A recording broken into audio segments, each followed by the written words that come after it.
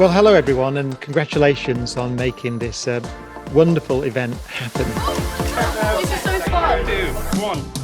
The Brooklands Innovation Academy is a really great new way for young people to find out more about STEM careers, not just by hearing about them, but by getting your hands on. So today, there are over 20 businesses here and some really inspiring speakers who have done amazing things in their careers in science and engineering.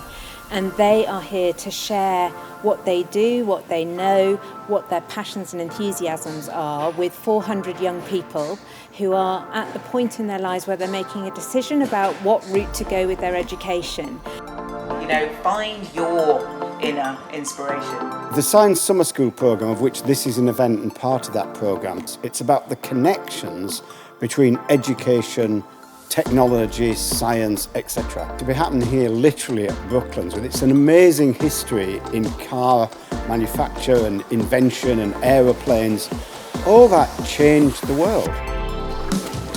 This museum is steeped in all these amazing stories, and even if we've got children that don't think they're particularly interested in transport and aeroplanes, they get sucked into all these amazing stories of the innovation and the experimentation that's happened where we are today.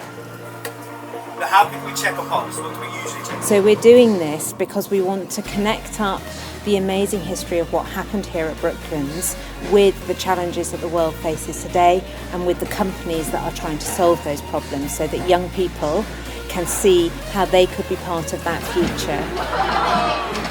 I think the Brooklands Innovation Academy offers to local communities and countrywide the opportunity to understand what happens when you bring business, schools, the NHS and a whole range of partners together, and you do it together.